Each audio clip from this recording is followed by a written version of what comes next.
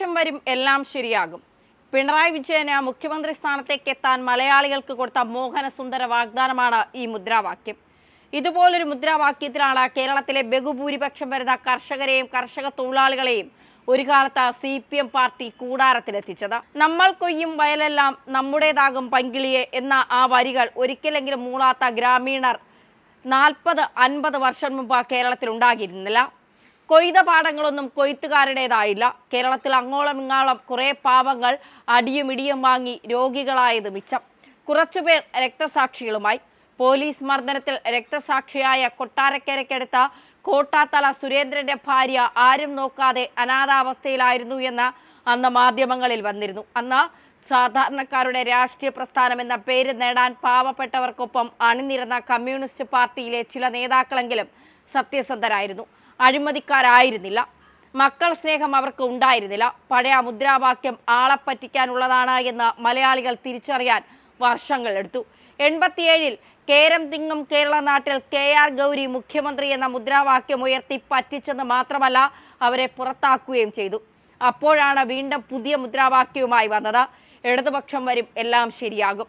ഉമ്മൻചാണ്ടിക്കെതിരെ ലൈംഗിക അപവാദ കേസ് കെട്ടിച്ചമച്ച് അദ്ദേഹത്തെ അപമാനിച്ചപ്പോൾ അതിനെ മേമ്പൊടി കൂട്ടാൻ ഉണ്ടാക്കിയതാണ് ഈ മുദ്രാവാക്യം. ഉമ്മൻചാണ്ടി ഭരിച്ചപ്പോൾ പെൻഷനും ശമ്പളവും ഒന്നും നിർത്തിവെക്കേണ്ട സാഹചര്യം ഉണ്ടായിട്ടില്ല. ഇപ്പോൾ കേരളത്തിലെ സാമൂഹ്യക്ഷേമ പെൻഷനുകൾ മുടങ്ങിയിട്ട് 6 മാസമായിരിക്കുന്നു. സാമൂഹ്യക്ഷേമ പെൻഷൻ മുടങ്ങിയാൽ സംസ്ഥാന സർക്കാരിന് കാര്യമായ അലോസരമുണ്ട് എന്ന് തോന്നുന്നില്ല.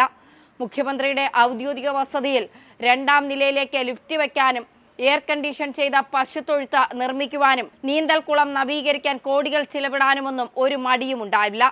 കഴിഞ്ഞ ദിവസം സാമൂഹ്യക്ഷേമ പെൻഷൻ ലഭിക്കാത്തതിനെ തുടർന്ന് വയോധികരായ വനവാസി ദമ്പതിമാർ ദയാവധം നടത്തി അവയവദാനം ചെയ്യണമെന്നാവശ്യപ്പെട്ട് അടിമാലിയിലെ പെട്ടിക്കടയ്ക്ക് മുന്നിൽ ബോർഡ് വെച്ച് സമരം നടത്തിയിരുന്നു. കൊച്ചി ധനുഷ്കോടി ദേശീയപാതയിൽ അടിമാലി അമ്പലപ്പടിക്ക് സമീപം വാളിപ്രാക്കൽ ശിവദാസൻ, ഭാര്യ ഓമന എന്നിവരാണ് ബോർഡ് സ്ഥാപിച്ച് സമരം നടത്തിയത്. കുടുംബശ്രീയുടെ നേതൃത്വത്തിൽ വനവിഭവങ്ങൾ ശേഖരിച്ച് വിൽക്കുന്ന പെട്ടിക്കട നടത്താൻ കഴിയാതെ വന്നപ്പോൾ വികലാംഗയായ ഓമനയ്ക്ക് കിട്ടിയിരുന്ന ക്ഷേമ പെൻഷൻ കൊണ്ടാണ് ജീവിതം തള്ളി നീക്കിയിരുന്നത്. 6 മാസമായി പെൻഷൻ മുടങ്ങിയതോടെ ജീവിതം വഴിമുട്ടി. ചികിത്സയ്ക്ക് പണമില്ലാതെയായി. ഭക്ഷണം കഴിക്കാൻ ഒന്നുമില്ലാത്ത സാഹചര്യം കൂടിയായപ്പോഴാണ് ദയാവധം ആവശ്യപ്പെട്ട് അവരെത്തിയത്. ഇത് ഒറ്റപ്പെട്ട സംഭവമല്ല. ക്ഷേമ പെൻഷൻ മുടങ്ങിയതിനെ തുടർന്ന് ജീവിതം വഴിമുട്ടിയ വൃദ്ധയായ അമ്മയും മകളും പഞ്ചായത്ത് ഓഫീസിന് മുന്നിൽ സത്യാഗ്രഹം നടത്തിയതും ശ്രദ്ധേയമാണ്. മലമ്പുഴ അകത്തേത്തറ പഞ്ചായത്തിലെ 12ാം വാർഡ് താമസക്കാരായ പത്മാവതി കോവിലമ്മ എന്ന 92-കാരിയും മകൾ ഇന്ദിരാ ഭാസ്കരനുമാണ് സമരത്തിലെത്തിയത്. ഓഫീസിന് മുന്നിൽ കട്ടിലിട്ട വൃദ്ധയായ അമ്മയെ കിടത്തി മകൾ ഒപ്പമിരുന്ന് പ്രതിഷേധിക്കുകയായിരുന്നു. 92 വയസ്സുള്ള അമ്മയെ വീട്ടിൽ ഒറ്റയ്ക്കാക്കി പുറത്ത് പണിക്ക് പോകാൻ കഴിയാത്ത ഈ കുടുംബത്തിന്റെയും ഏക വരുമാനം ക്ഷേമ പെൻഷനായിരുന്നു. മരുന്നിന് പോലും പണമില്ലാത്ത അവസ്ഥയിലാണ്. പെൻഷൻ കിട്ടുന്നില്ലെങ്കിൽ മരിക്കാൻ അനുവദിക്കണമെന്ന ആവശ്യവുമായി അവർ സമരത്തിനെത്തിയത്. പെൻഷൻ കിട്ടുന്നത് വരെ പണം നൽകാമെന്ന് ചലച്ചിത്ര നടൻ സുരേഷ് ഗോപി ഉറപ്പു നൽകി. ഇതേ തുടർന്നാണ് അവർ സമരം അവസാനിപ്പിച്ചത്.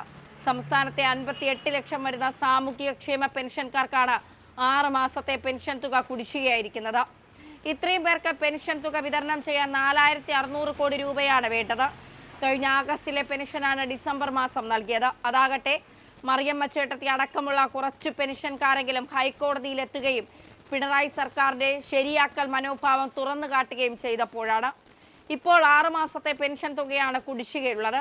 കേന്ദ്ര സർക്കാർ കടമെടുത്ത് പരിധി വച്ചതോടെ ഉപാധിയില്ലാതെ തോന്നിയ രീതിയിൽ വായ്പ എടുക്കാനുള്ള സംസ്ഥാന സർക്കാരിന്റെ അധികാരം പരിമിതപ്പെട്ടു.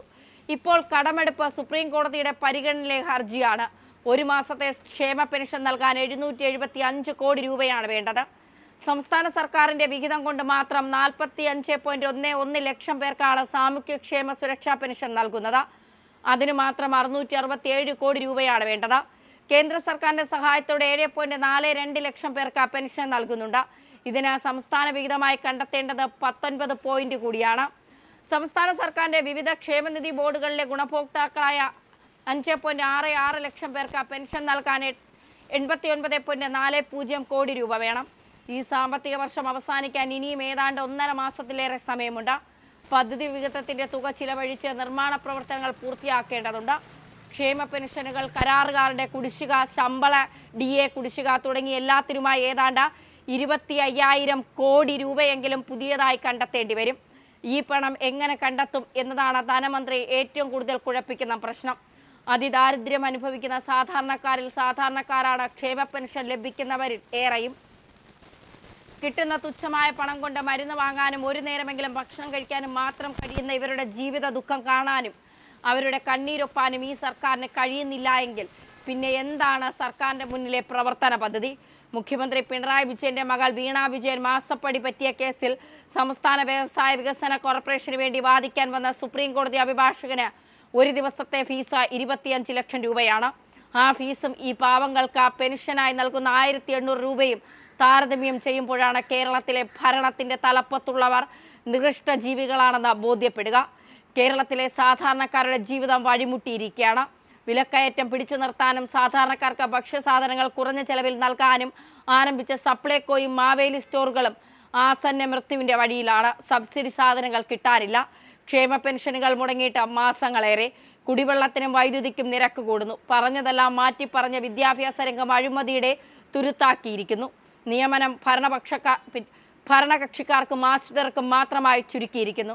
ആരാണ് നന്നായത്? എന്താണ് ശരിയായത്? ഇടതുപക്ഷം വന്നിട്ട് കേരളത്തിൽ എന്തു മാറ്റമാണ് ഉണ്ടായത്? ഒരു കാര്യം സത്യമാണ്, വിരലിൽ എണ്ണാവുന്ന ചില കുടുംബങ്ങൾ നന്നായി. മാസപ്പടി വിവാദം ഒഴിവാക്കി നിർത്തിയാൽ മുഖ്യമന്ത്രിയുടെ മകളെങ്കിലും നല്ല നിലയിലെത്തി. അഭിമാനിക്കാം ഈ മാറ്റത്തിൽ.